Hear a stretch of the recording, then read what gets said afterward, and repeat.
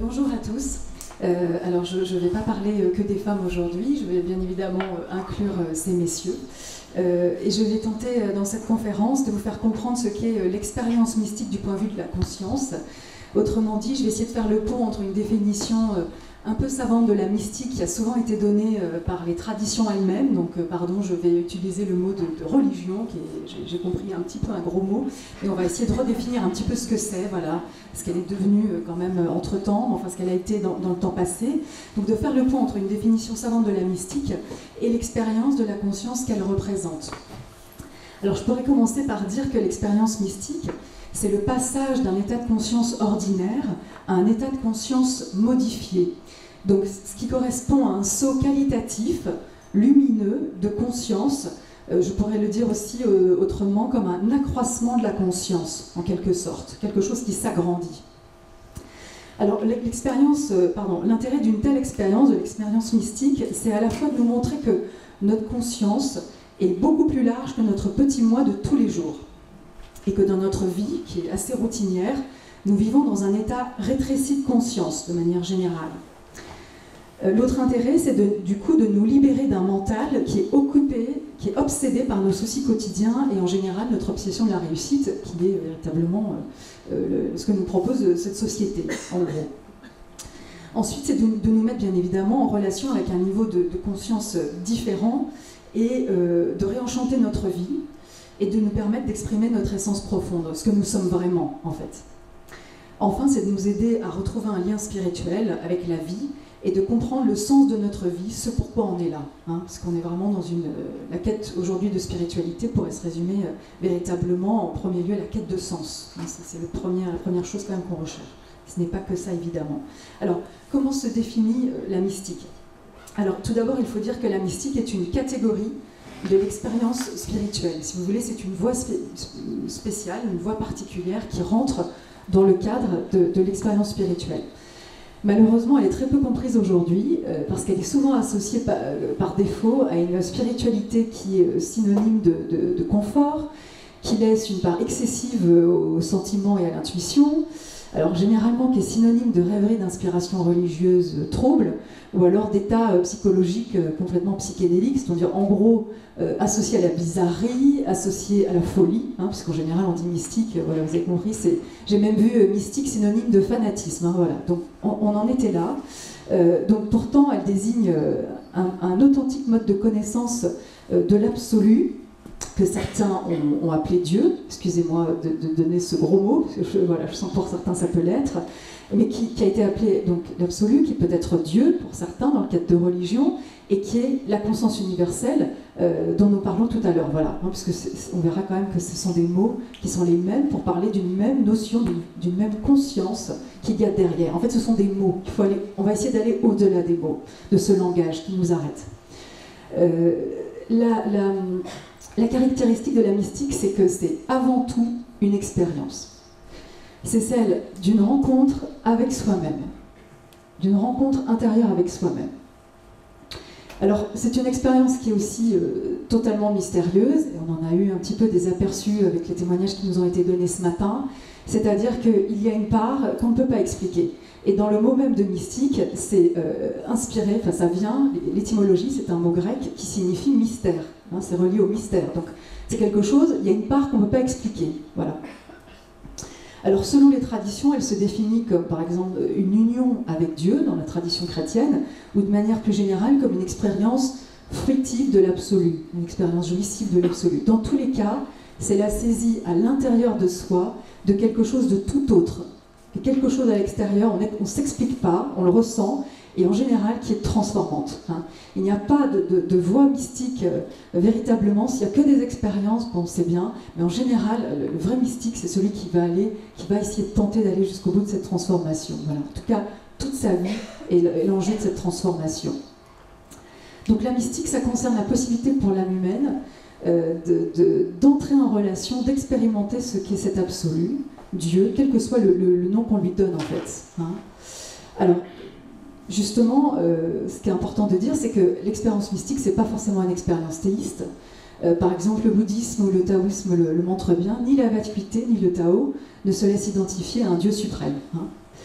Dans tous les cas, la mystique, donc, ça désigne une recherche intérieure d'un absolu, quel qu'il soit. C'est au-delà des religions et de toute tradition, elle échappe à toute forme institutionnalisée, même si elle a pu être récupérée par ces formes-là, et en général, elle ne peut être que très difficilement expliquée du dehors. Hein. On tente depuis ce matin de mettre des mots, mais on sent quand même qu'on approche, on tourne. Voilà, parce qu'il faut revenir à l'expérience intérieure. J'ai ajouté, elle ne peut être comprise que si elle est éprouvée. Voilà, c'est pour ça qu'il s'agit d'un mystère. Alors comment les mystiques, le plus intéressant, c'est de savoir comment les mystiques décrivent cette voie, pour savoir ce que c'est véritablement. Donc, dans la plupart de leurs écrits, l'expérience mystique apparaît comme un long chemin semé de grâces et d'embûches. Hein. On vient de parler tout à l'heure précédemment du fait que la mystique ou le chemin spirituel, l'ouverture de conscience, c'est pas toujours facile. Voilà. Il y a des moments d'ouverture, d'extase, de prise de conscience qui ressemblent à l'amour, de sérénité, mais en même temps, voilà, il y a aussi des moments de doute. Des moments où c'est plus sombre, où c'est fermé. Ça fait encore partie de l'expérience mystique. On n'a pas d'un côté une expérience de la conscience et de l'autre on n'a plus rien. L'expérience de conscience dont on parle englobe tout ça. Elle réunit tout ça en fait. Voilà. Et c'est cette transformation générale profonde qui est véritablement l'enjeu de l'ouverture de la conscience. Alors son point de départ, c'est généralement un ressenti au plus profond de l'âme, une forte aspiration à quelque chose d'autre qu'on ne s'explique pas toujours, hein, ça peut être un vague sentiment, voilà, et en général, on ne peut pas trop s'y dérober, ça revient comme ça. Donc il est suivi d'une conversion ou de ce qu'on peut appeler un retournement du dehors vers le dedans. C'est-à-dire que notre conscience est constamment captée par l'extérieur, les expériences, la vie extérieure. Ben là, c'est quelque chose qui vous demande de revenir à l'intérieur, hein, d'où l'importance du corps dont nous a parlé Tibiche tout à l'heure. Aussi, cette rencontre peut avoir lieu au terme d'une patiente recherche et de pratiques spirituelles diverses. Hein. On retrouve souvent les exercices de méditation, la prière, la contemplation, ça peut être le chant, ça peut être aussi la danse, voilà. Mais toujours, ça se fait, c'est Fabienne Raoult, je crois, qui en parlait. Il y a un moment donné, il y a quelque chose qui lâche, il y a quelque chose d'autre qui prend le relais. Donc, c'est pas que notre mental, c'est pas que nous tous seuls qui arrivons en se disant voilà, je projette un truc, ou ça y est, là je suis dans un vague état. Non, il y a quelque chose d'autre qui rentre en compte. Et là aussi, ça relève du mystère. Alors, on peut l'appeler comme on veut, c'est cet absolu, mais il y a un mariage qui se fait avec quelque chose d'intérieur et quelque chose qui est à l'extérieur. Et c'est là, dans ce sens-là, qu'on parle d'union et que tout est réuni, hein, que rien n'est séparé. Alors, il va falloir que j'accélère beaucoup. Souvent, bien évidemment, je vous disais qu'on peut rencontrer des périodes de vide, de plein, de joie, de désespoir, de confiance, de doute, voilà. Tout ça se trouve sur le chemin et constitue un petit peu des obstacles, hein, qu'il faut dépasser, voilà, qu'il faut vivre pour véritablement que cette transformation s'opère. Voilà, une chose importante aussi, c'est que il est important de dire que la mystique se confond avec de brèves expériences qui la composent. Alors je pourrais citer les extases, les ravissements, les apparitions, les miracles, enfin la liste est très très longue. En général, elle les dépasse complètement. Tout d'abord parce que ces expériences ne sont jamais durables. On vit quelque chose, on le raconte, en général ça s'estompe assez vite. Hein, voilà. Et qu'ensuite, parce que le but de la transformation de l'être, c'est le passage d'un niveau d'être ordinaire à un niveau d'être supérieur, beaucoup plus conscient. Donc ces expériences deviennent un petit peu annexes, parce qu'après c'est quelque chose qui s'agrandit en nous, qui s'affine, qui se perfectionne, sa façon, on va dire. Voilà. Mais c'est pas forcément l'acquisition de pouvoirs surnaturels, même s'ils peuvent être là sur le chemin. Mais les grands mystiques que vous pourrez lire vous diront toujours mettez ça de côté, comme si c'était même des obstacles auxquels on pouvait s'arrêter, vous savez. Voilà, j'ai ce don, j'ai dépassé cette capacité, voilà, je m'en sers, on peut soigner, voilà, ça peut être la médiumnité, etc. En général, les mystiques vont vous dire mettez ça de côté et continuez à avancer dans la transformation parce que vous allez toucher encore quelque chose d'autre. Donc là, je passe une grande partie. Je dirais quand même, pour juste terminer sur cette petite partie, que la mystique n'est pas le résultat d'une sublimation psychologique. C'est une transformation ontologique de l'être tout entier. C'est une expérience qui peut se vivre au niveau mental, parce que le mental va permettre d'expliquer, de mettre des mots sur quelque chose. Il est imbriqué avec les fonctions du cerveau, de la parole, du langage, de la mémoire, etc. Mais c'est une expérience qui se passe à un tout autre niveau. C'est pour ça que ce n'est jamais une expérience psychologique. Alors bien évidemment, on peut, après la psychologie, peut récupérer cette expérience pour essayer de l'expliquer en termes psychologiques. Mais vous voyez, il faut bien savoir ce qui est en amont. C'est une expérience et après ce sont des champs d'approche qui permettent de poser un langage et d'expliquer ce que c'est. Voilà. Et pas l'inverse. C'est pour ça que tant que la science essaie de prouver quelque chose, et ben peut-être que ça existait avant la science. Voilà. C'est peut-être comme ça qu'il faut le penser. Alors, c'est une définition, bien sûr, qui est peut-être un petit peu abstraite, par laquelle j'étais obligée de passer, parce que la mystique, c'est un concept qui est créé par les pères de l'Église, hein, donc j'étais obligée de passer par ça, qui est né dans une tradition, mais bien évidemment, elle s'est perpétuée au-delà. Hein, aujourd'hui, on peut vivre des expériences mystiques en dehors des religions, en dehors des traditions, bien évidemment. Donc, sans vous dire que vous êtes tous des mystiques, c'est pas le but, j'ai quand même envie de vous dire que ce sont des expériences qui sont ouvertes à tous. Que ça, ce sont des expériences qui ne sont pas propres à la voie du mystique, qui sont propres à la voie humaine, hein, parce que ça fait partie, c'est intrinsèquement lié à la capacité de l'homme. Voilà. Et les enjeux sont très très nombreux. Alors je vais vous parler de ces enjeux, parce que ça c'est vraiment ce qui fait le lien avec notre vie d'aujourd'hui, et chacun d'entre nous ici, qu'on soit croyant ou pas croyant, c'est autre chose l'enjeu. L'expérience mystique, ou de conscience accrue, hein, nous permet tout d'abord de nous connaître, de nous découvrir, pour nous réaliser. En d'autres termes, ça nous permet de faire l'expérience de nous-mêmes. On a tous un corps, une conscience qui nous fait nous sentir vivants. On a tous un nom, une famille, un métier. Nous endossons tous des rôles dans la société. Mais qui suis-je quand je ne suis plus moi? Qu'y a-t-il quand je ne suis plus identifiée à mon nom, ma fonction, etc. Qu'est-ce qu'il y a en dessous de ça? De tout ce que l'éducation, tout ce qu'une société me renvoie. Qu'est-ce qu'il y a? Alors, il y a une vie inconnue qui existe sous notre existence quotidienne. Il y a vraiment une vie, il y a des forces, c'est ce qu'on va appeler le monde invisible. Cette vie nous rappelle que nous sommes nous-mêmes et autre chose que nous-mêmes à la fois. On est une personne avec une histoire, une conscience, bien sûr, on est ça aussi. Mais on est aussi des êtres spirituels. Si vous voulez, on est des personnes et des êtres, voilà, à la fois. Et bien évidemment, la spiritualité est là pour élargir notre conscience au-delà de ce petit moi dont je parlais tout à l'heure, dans lequel on vit en permanence. Elle est là pour nous ouvrir les yeux du cœur et éclairer et agrandir la perception que nous avons de nous-mêmes et des autres. Quand nous comprenons que nous ne sommes plus notre personnage, que nous rencontrons cette part intérieure, à ce moment-là, quand on la vit, on la voit chez l'autre. On peut à ce moment-là s'ouvrir véritablement à ce qu'est l'amour, l'amour avec un A majuscule. Véritablement, c'est plus un sentiment, c'est plus une préférence, c'est quelque chose de ressenti qui est beaucoup plus grand, qui nous met en lien avec l'autre. Parce que finalement, cet autre, c'est une part de nous, puisque nous faisons partie de ce grand tout, en fait.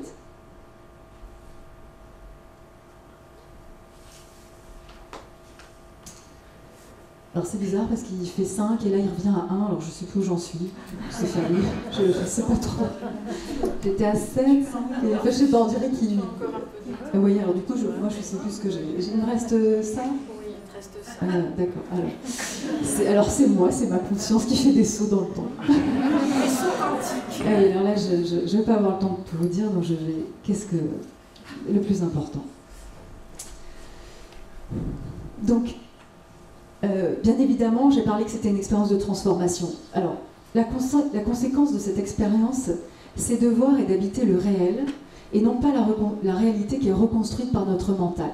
Et bien évidemment, de vivre dans le présent.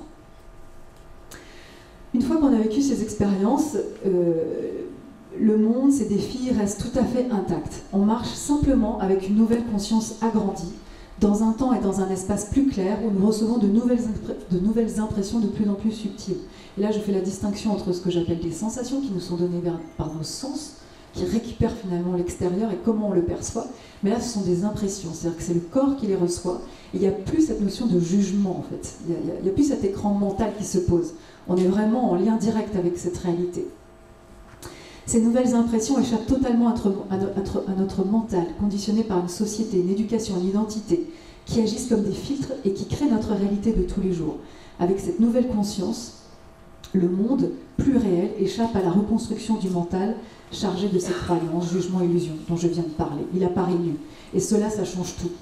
notamment de revenir au présent, de ne plus être dans le passé ou de plus vivre dans le futur, hein, qui est en général la projection de notre passé, de nos angoisses du passé. Vous savez, le futur, on ne sait pas comment il est fait, mais déjà on sait comment ça va se passer, donc on a mal au ventre. Non, en fait, on n'en sait rien.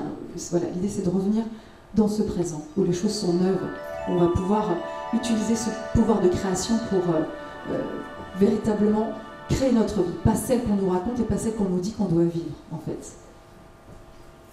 Donc, je n'ai plus de temps. Je vous ai dit la moitié de ce que j'ai dit, mais donc, probablement que c'était l'essentiel. Donc, pour conclure, je prends encore quelques secondes. Je dirais que la vie est véritablement un miracle. Et que cette expérience de conscience peut nous aider à vivre son mystère. Car elle est un nouvel état d'être qui débouche sur une vision différente de nous-mêmes et du monde. Elle se confond avec la vie qui s'en nourrit et s'y développe, aidée par les forces vivantes qui l'habitent en fait en permanence, qui la constituent. Et elle ne cherche pas son bien-être, mais la liberté qui n'est pas toujours confortable. Parce qu'elle nous demande de comprendre que nous créons notre monde. Ça veut dire qu'il faut déjà nous prendre en charge et être responsable. Ça, c'est un grand travail déjà de transformation à faire pour chacun.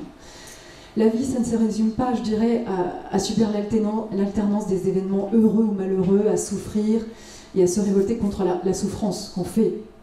L'être humain peut décider de s'ouvrir à cette expérience de la conscience qui est son essence, qui est en lui, pour vivre une vie que j'appellerais extraordinairement vivante, une vie extraordinaire vivante, plus vivante encore. Sortir de l'égocentrisme, vivre dans la présence et célébrer la vie ordinaire. Parce que c'est ça l'expérience mystique, c'est pas de vivre dans un monde à part, c'est de vivre bien dans ce monde, bien ancré dans ce monde, dans la matière, dans le quotidien, mais de réenchanter ce quotidien. Voilà. Et je terminerai pour dire que pour moi, c'est la finalité la plus haute et la plus sacrée de la vie. Voilà, je vous remercie pour votre écoute.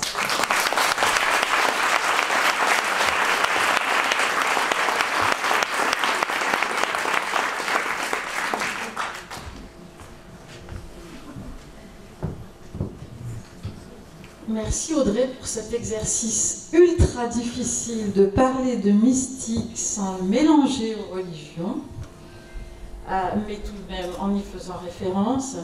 On voit bien qu'en fait on touche quelque chose de ultra intime, qui est de l'ordre d'un ressenti totalement personnel, très fort, ultra puissant.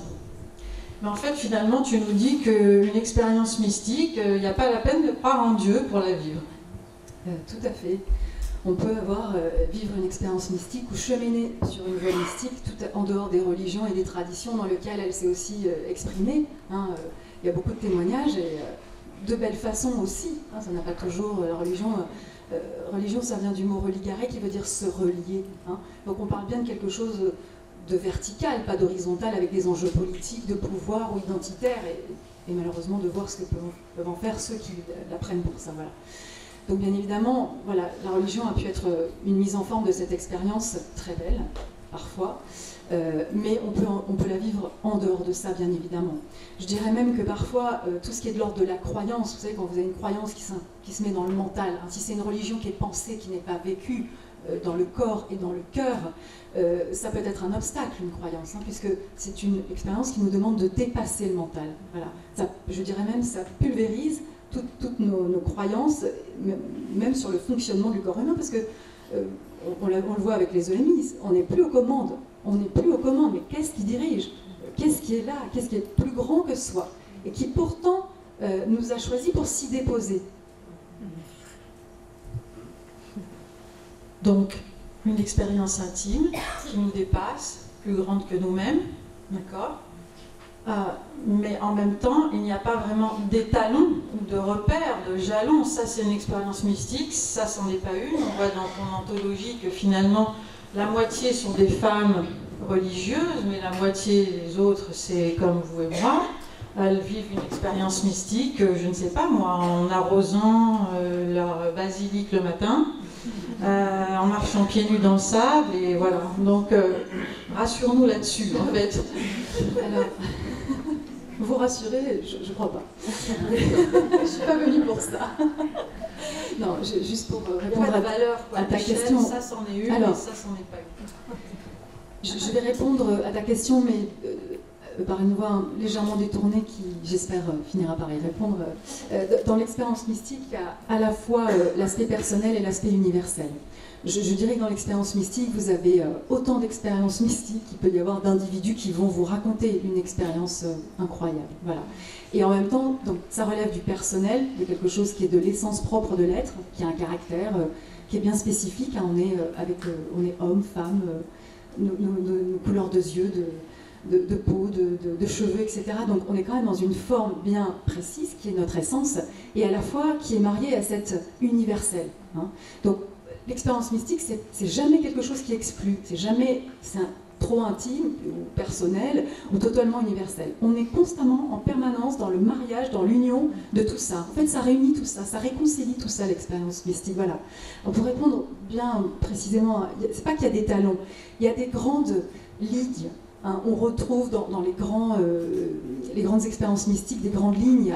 Il y a les doutes, il y a les peurs, il y a la joie, il y a l'amour. On peut retrouver ça. Voilà, ce sont des chemins comme ça qui sont heurtés. Et je dirais que les lois qui sont celles de l'univers, de l'énergie qui nous accompagnent, elles sont universelles en fait. Elles ne changent pas. Donc au fond, il y a un étalon et en même temps, il n'y en a pas. Parce que, je ne sais plus, c'est Claire Barré qui disait ce matin, déjà nous avons notre liberté, notre propre arbitre. Nous pouvons choisir d'accompagner ou pas ces énergies. Voilà. Et les accompagner à notre façon. Et une fois que nous les avons vécues, qu'est-ce qu'on fait de ça? Comme on disait, c'est pas une expérience qu'on vit, voilà, j'ai eu une expérience, je suis sortie de mon corps, je rentre chez moi, je vais au bureau. Non. Comment j'intègre cette information? Qu'est-ce que je fais de ça après dans ma vie? Qu'est-ce que j'en fais? Voilà. Donc à ce moment-là, la réponse est tout à fait personnelle. Et c'est ça qui est beau. C'est que là, vraiment, on sent que c'est une expérience d'amour, en fait. Voilà, avec quelque chose de plus grand, qu'on appellera comme on voudra, et ça, chacun est libre de le définir lui-même. Mais il y a toujours voilà, cette réunion, quelque chose de totalement universel et d'individuel, qui nous demande d'être dans notre liberté, dans notre amour. Et en général, qui nous demande d'être en lien aussi avec l'autre. Voilà. Merci beaucoup. Merci.